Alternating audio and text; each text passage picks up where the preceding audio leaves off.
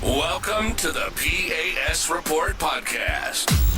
If you're tired of censorship, outraged by government abuses, and thirsty for real insights, then you're in the right place. Get ready, because here, the fight for freedom never ends. Here's your host, Professor Nick Giordano.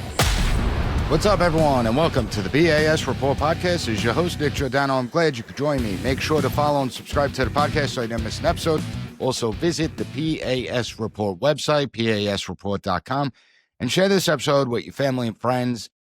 We have to get people to open their eyes to how the bureaucracy is thoroughly corrupt. The abuses of power are astounding, and I've talked about Operation Arctic Frost before, but what Senator Chuck Grassley just revealed takes us to an entirely new level, and that's what I want to focus on in this episode. However, before I get to that, the New York City mayoral race, all eyes are on it. We have no idea what's going to happen. It looks like New York City, the financial capital of the world, is about to elect a communist, because that's what he is. I mean, let's be honest here. The Democratic Party no longer exists. It's now the Democratic Socialist Party of America. And when you look at Mamdani's platform, it's mostly communism, the central planning style, free everything, all for the comrades, all for the collective. How is it going to work out? How is it going to play out? It's going to be interesting to see what happens, that's for sure. How does a communist run the financial center of America? It's not going to go too well. That I could probably guarantee. In any event, I'll talk about that more another time. I want to get to Operation Arctic Frost because we now have hard evidence, official records. This isn't speculation. It's not a Republican saying this. We have hard records that shows the FBI and the special counsel's office cast a surveillance net so wide, it would have made J. Edgar Hoover blush. That's how wide it was. This wasn't limited to just Trump and a few of his aides. It wasn't limited to campaign staffers. The new disclosures that we are learning about show over 160 Republican lawmakers were targeted. 20% of elected officials, duly elected by the people, were being spied on by the government. And it wasn't just them.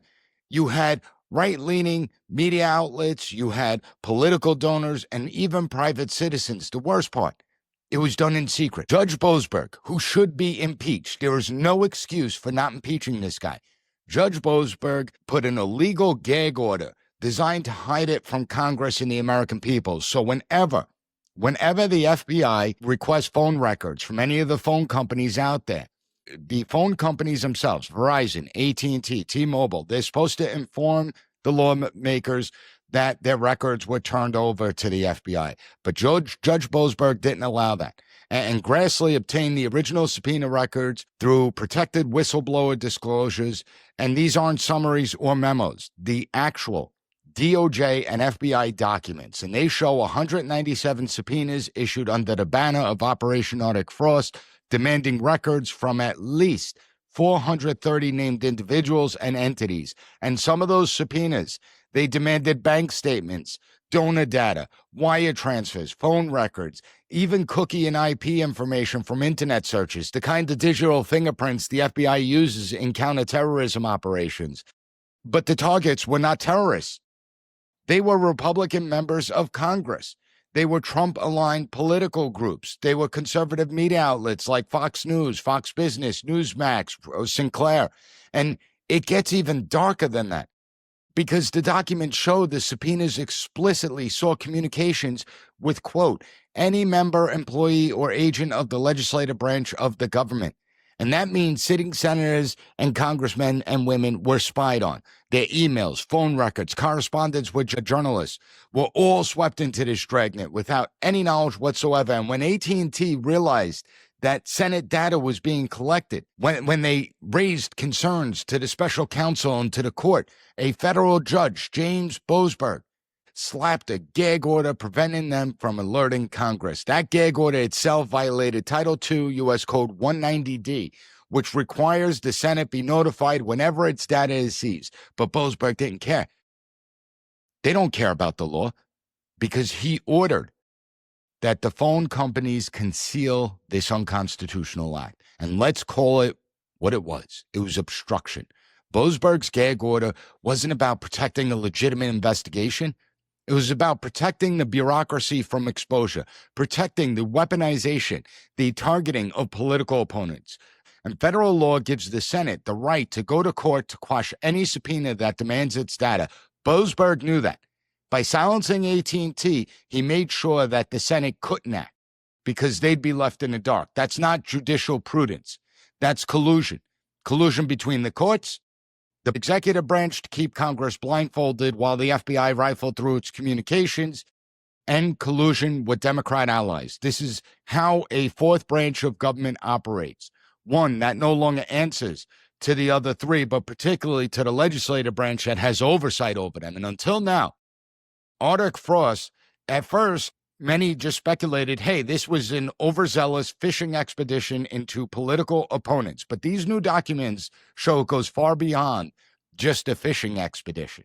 These new documents prove it was a coordinated domestic intel operation targeting a political party, targeting the press, targeting a co-equal branch of government. And we don't hear anything. Where's the outrage from Democratic lawmakers? Because next it could be them. Where's the outrage from the mainstream media outlets? You don't hear anything because the scope of 430 individuals and entities, it makes Watergate look like a parking ticket. The use of gag orders and grand jury secrecy to suppress oversight, it mirrors tactics we normally associate with authoritarian regimes. And all of this happened of the same legal authorities the Biden administration expanded. I warned everyone out there about the national strategy for countering domestic terrorism. And you see how this policy went operational. You see that the national strategy blurred the line between extremism and political opposition, and they use it to justify their actions. And this is not an isolated scandal. I want to make that clear because a lot of Republicans are just focusing on this, but this actually fits a pattern of what I've been talking about for years. You had crossfire hurricane under Obama. You had the censorship industrial complex throughout the Trump administration and the Biden administration. You had the National School Board memo labeling parents as domestic terrorists, the Catholic memo that labeled them as domestic terrorists as well. Arctic Frost was simply the next phase of the same mindset that exists throughout the bureaucracy, one where the bureaucracy uses national security tools against what they perceive as their political enemies, and they are confident that no one is going to be held accountable. That's why they do this. They understand. And without accountability, they're free to do what they want. It's the logical outcome of a system that has forgotten it serves the people. It doesn't serve itself. See, I always say public service to serve the public. But what bureaucrats believe, they believe public service means to rule over the public. And what does this all mean? What does it mean for the system? What does it mean for you out there? What does it mean for duly elected representatives? What does it mean for the press? Well, it means every American should be asking who's really in charge of our government? Who really is? Because these documents prove that it doesn't matter who occupies the Oval Office. The machinery of the state keeps grinding forward. It does whatever the hell it wants. And the special counsel's office didn't act like a prosecutorial arm of justice. It acted like an intelligence agency that didn't have any limits whatsoever, that they were allowed to harvest data, profile citizens, weaponize the courts, all because they wanted to hide their tracks. Again, it mirrors Operation Crossfire Hurricane. They covered it up. That's the textbook definition of a rogue bureaucracy, a banana republic, one that sees itself as the guardian of the republic rather than its servant. And these new Arctic Frost documents, they're not just another headline out there. It's just the latest evidence of how the bureaucracy has crossed the line it can't uncross. So in this episode, I'm going to explain how this permanent government became so entrenched, how it built this empire of power that no election seems to be able to touch, and what it's going to take to dismantle it. Because ultimately, at the end of the day, it must be dismantled. That's the only way to permanently fix the problem. And if we don't confront it now, the Constitution is going to become nothing more than a prop in a political theater run by unelected officials. It will be words on parchment that are completely useless, just like almost every other constitution around the world. The only reason that our Constitution means something that our Constitution is the oldest codified Constitution in the world, despite us being one of the youngest countries in the world, is the fact that we looked at our Constitution as a way of life. But over the decades, the bureaucracy has slowly begun to dismantle it. And I'm going to talk about it all. So everyone, hang tight. We'll be right back. Welcome back to the P.A.S. Report podcast. So before I kick off this next segment, I would appreciate if you would share this episode with as many people as you can, because we have to raise awareness of just how corrupt and broken our bureaucracy is. That every time a new government abuse is exposed, we see this political theater coming out of Washington, but nothing ever happens. And there comes a point where we have to criticize Republicans as well. And I have no problem. See, I don't want the bureaucracy to abuse its power against Republicans or Democrats. That's not what they exist for. Now, what we see is Republican senators and House members, they're holding the press conferences, they're going on TV, they're expressing their anger and surprise at how corrupt the system actually is, and they promise investigations, demand that resignations occur, that people be held accountable. And then what happens? We see this story time and time again, nothing. The investigations go nowhere. We learn more details. The details are usually even more troubling, but yet few are ever held accountable. All the while, the bureaucracy keeps expanding. The abuses get worse. The American people, we're left with more endless hearings, more outrage, no real reforms. It's all predictable, and it's happened again. We've seen this show so many times before, and frankly, I'm tired of it, and you should be too. Let's listen to what I mean, because even now, with President Trump back in office, you have Republicans still responding to these revelations the same way they always have. They do it with sound bites instead of solutions. And you'll hear the same recycled garbage from our lawmakers, including ones that I have a lot of respect for out there. But as they demonstrate their outrage, absolutely nothing gets done to fix the problem. Take a listen to this. What is revealed in those 1,700 pages of documents, in those 197 subpoenas, is nothing short of a Biden administration enemies list. You know, I'm old enough to understand how toxic a term that was under Richard Nixon. This is far worse, orders of magnitude worse. People need to understand how politicized the Biden administration turned all these agencies. And again, the best way to describe President Biden's attitude were his exact quotes. How he thought basically half America were domestic terrorists. In September 2022, in front of Independence Hall, he said, Donald Trump and the MAGA Republicans represent an extremism that threatens the very foundation of our republic. A year later, in New York City, Donald Trump and his MAGA Republicans are determined to destroy American democracy. Now, nothing could be further from the truth. That is a level of paranoia that's actually astonishing. There it is. The same outrage, the same, we'll hold them accountable, the same, we need to get to the bottom of this. I mean, don't get me wrong, outrage is justified. I'm not saying they shouldn't be outraged. But outrage without action is meaningless. We don't need another round of hearings. We don't need strongly worded letters to the alphabet agencies. And yes, accountability matters, but it doesn't go nearly as far enough. Just look at John Brennan. Just the other day, he was confronted and he got all mad. He got all defensive, and he said, we never said it was Russian disinformation. You had Michael Hayden say the same thing. These were two people out of 51 that signed the Hunter Biden laptop letter saying that it had all the hallmarks of Russian disinformation. And that's what Brennan and that's what the Haydens of the world are going with. We never said it was Russian disinformation. We said it had all the hallmarks of Russian disinformation. You see what weasels they are? You see? You understand?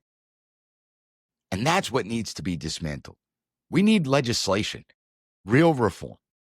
We don't need to hear this nonsense again. All we do is investigate.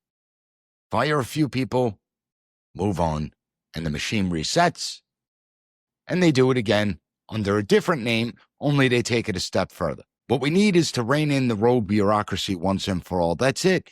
That's it. It's actually not that difficult to do. We just need the laws that dismantle the power structure that's enabled these abuses to happen.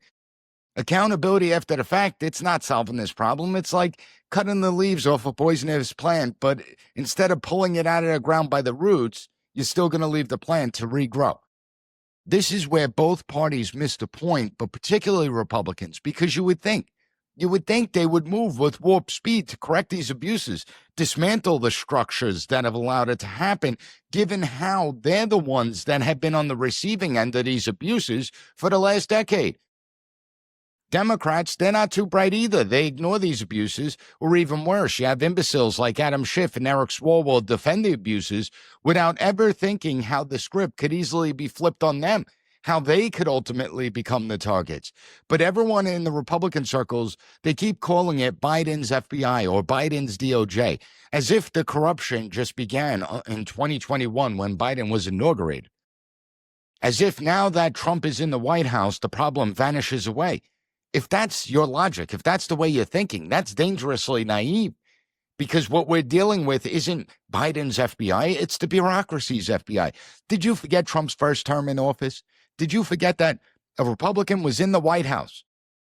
And the Republicans, for the first 2 years, controlled the Senate and the House. And it was the same institution, the FBI, that ran Crossfire Hurricane under Obama and then sabotaged Trump from within. Targeted him, targeted staff members, silenced, censored millions of ordinary Americans.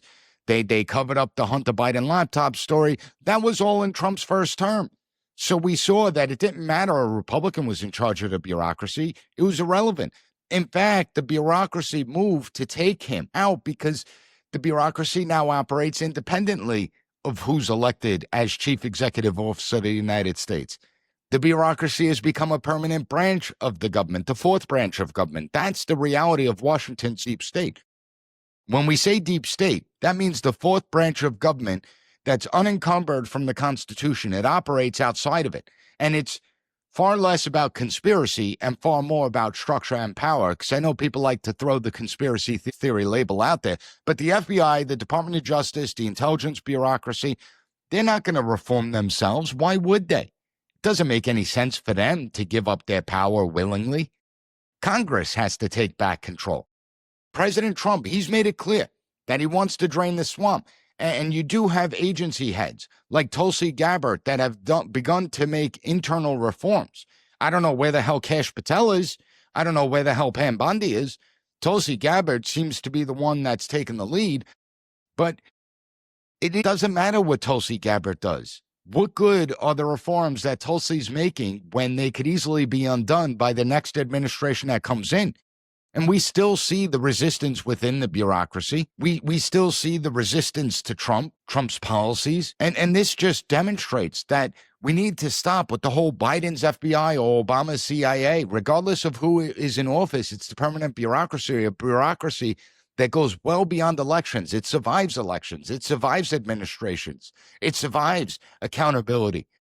And the reason it keeps happening is because Congress created it for decades. Lawmakers, both Republicans and Democrats, they surrendered their authority to the unelected agencies. Instead of writing clear, limited laws, they wrote these vague laws that the agencies get to interpret.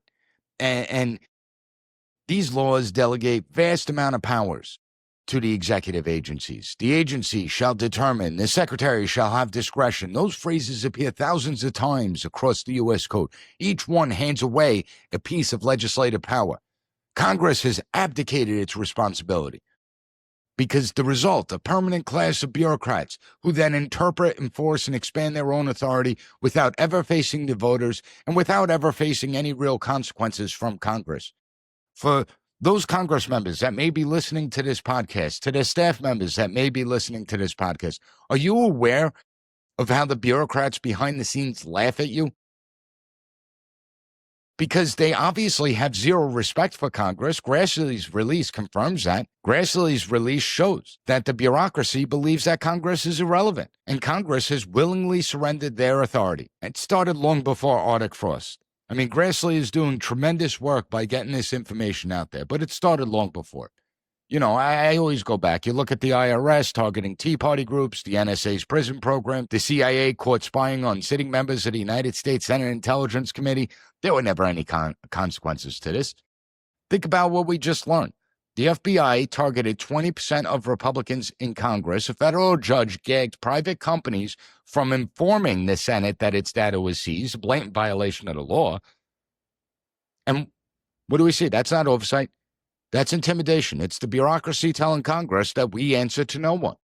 And the longer Congress hesitates to react, the longer they hesitate to respond, the more entrenched that power becomes. So yes, the outrage you hear from Republicans is 100% justified.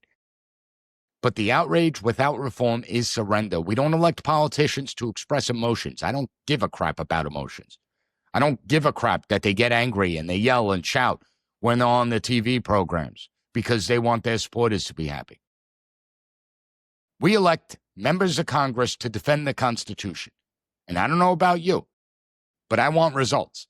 Because if Congress doesn't strip away statutory authority, if they don't start cutting the budgets of these agencies, if they don't dismantle the framework that allows this surveillance state to exist, then nothing changes, whether it's under Trump or whether it's under another administration after Trump. The rot has been exposed, and the president, sure, President Trump can put a Band-Aid on it for a while, but he can't provide a permanent fix. That's your job, Congress. That's what you need to do. Even when it comes to President Trump or anyone in his administration outside of Tulsi, have any of them really shown an interest in dismantling the deep state apparatus? Like, ask yourself, what have they done to make sure that this never happens again? And you would think that President Trump and his staff would be really sensitive to this, that they'd be really concerned about this. So what do I mean by that? Well, what I mean is that the national strategy for countering domestic terrorism, the impetus to target ordinary Americans and political opponents, it's still in effect.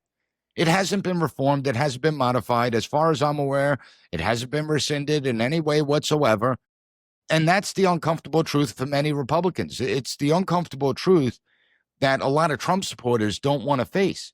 They don't realize how big this really is, how deep it really goes, and how nothing changes.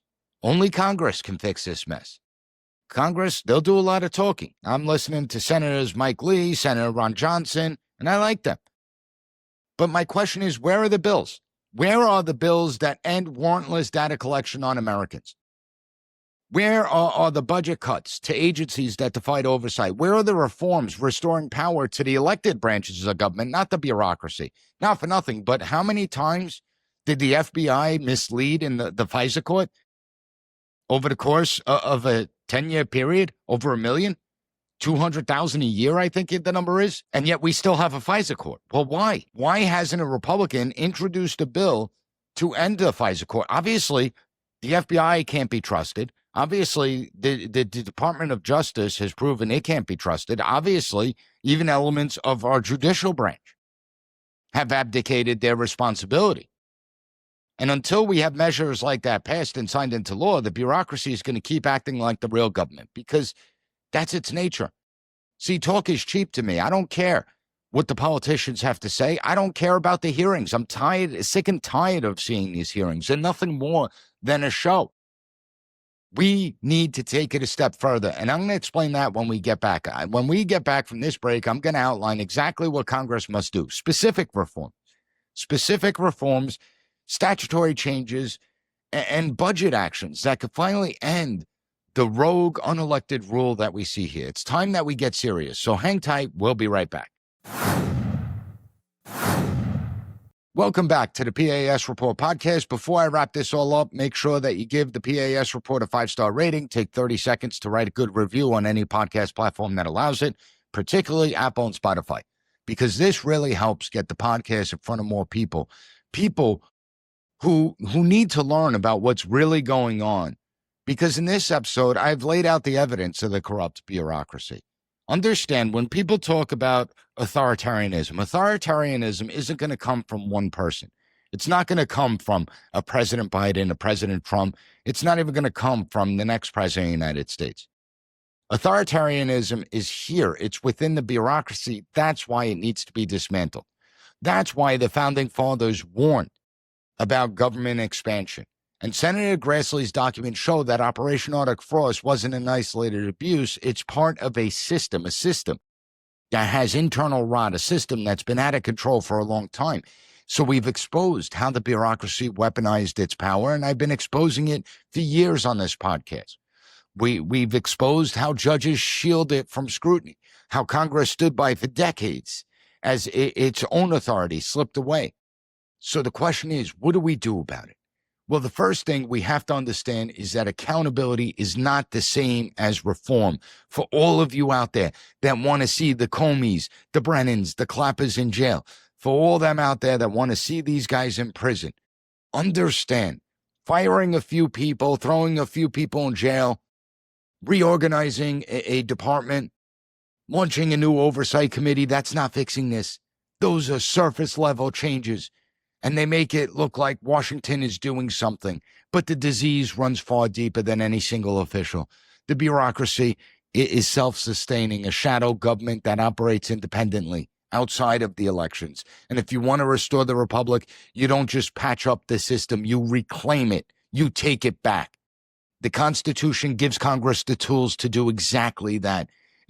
It's just that our Congress, a Republican-led Congress, refuses to do that. Congress controls the purse strings. It writes laws. It has the authority to dissolve agencies. It has the authority to repeal powers. It could strip the funding anytime it wants. That's how you bring the bureaucracy to heel. Don't tell me it's impossible. Every agency that exists today exists because Congress created it. That means Congress can uncreate it. So the first thing that we need to do is reclaim the power of the purse. Stop handing these agencies blank checks. Enough with the discretionary spending. Every budget Congress passes needs to include strict, itemized spending limits, and there has to be automatic defunding triggers for any agency that's caught violating anyone's constitutional rights. You want accountability? Start with the budgets. If the FBI abuses power, well, zero out the funds for the division responsible for that abuse of power. We know a lot of the abuses came from the intelligence component that didn't always exist in the FBI. The intelligence component came from the FBI following 9/11. I've spoken on this podcast numerous times with George Hill, Steve Friend, so many. And so if we zero out the funds for the FBI, if the DOJ conceals subpoenas or issues illegal gag orders, cut their appropriations, force them to comply with oversight, because guess what? That works. Bureaucrats understand one language, money. You cut it off, you'll see reform overnight. Think back to 2012, 2013. What happened when the IRS got its budget cut because they were targeting Tea Party groups? The IRS realized they didn't have the extra funds to target groups anymore. Now they had to focus on the main mission of the IRS. Cutting budgets actually works. And when you cut budgets, you have to lay off staff. And when you lay off staff, you're laying off ideologues, people that put ideology before the agency's actual mission. Next thing we need to do. So step one, power of the purse, take it back. Step two, sunset authorities. Right now, you have these alphabet agencies operate under laws that were written decades ago. You have broad statutes like the Patriot Act, FISA, countless regulatory authorities that have never been revisited in a real fashion. Yeah, some of the provisions within the Patriot Act did sunset, but the reality is the Patriot Act remains in full effect. Let's be honest about that. Same thing with FISA. That always amazed me. You had Congressman Devin Nunes expose the corruption within the FISA courts. He exposed the abuses of power within the FISA court. And what did Republicans do willy-nilly? Oh, let's just reauthorize FISA, the morons that they are. Congress needs to pass what I call a Sunset Restoration Act. Every 5 years, all the agency powers automatically expire unless it's reauthorized by Congress. So if they expire, that's the beauty of it. Make them justify their existence. Make these agencies and departments justify why they exist. Make them defend every power they claim. And if they can't, those powers vanish. That's it. That's how you force the bureaucracy to actually serve the people, not rule over them. Step three, you have to break up the concentration of power.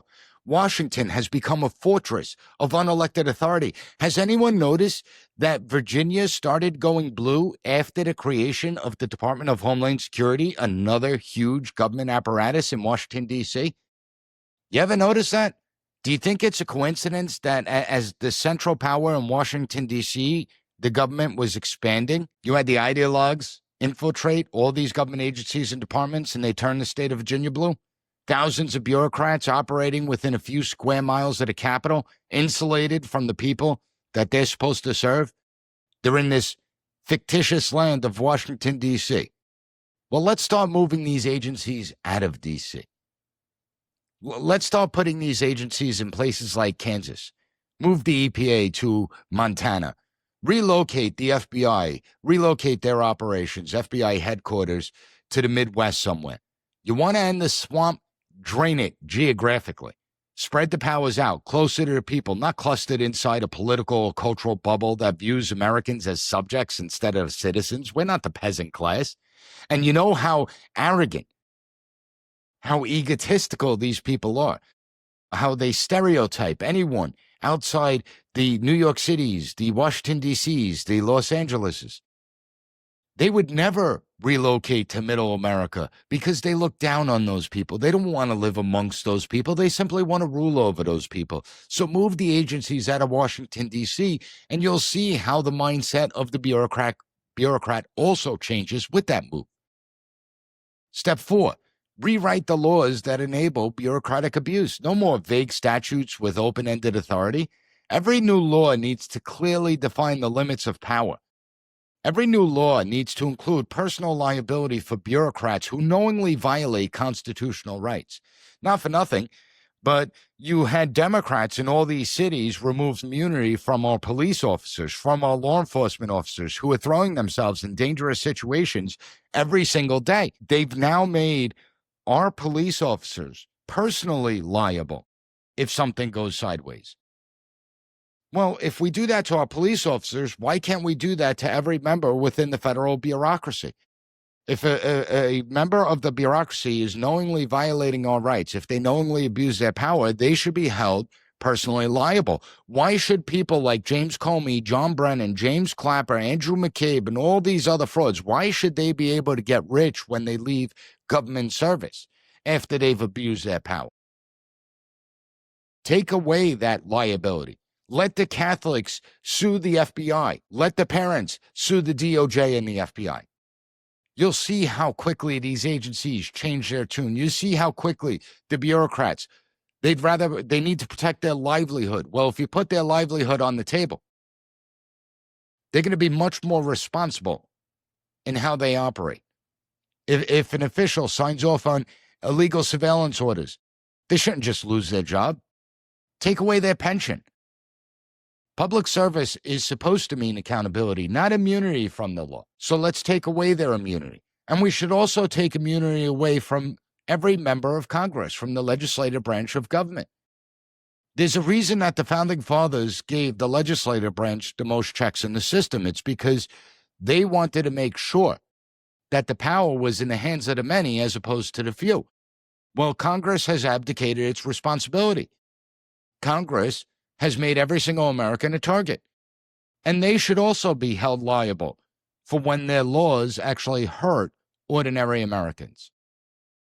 Step 5, restore transparency. We know that sunshine is the best disinfectant, and Congress should require full public reporting of every single subpoena, every warrant, every surveillance order that touches political organizations.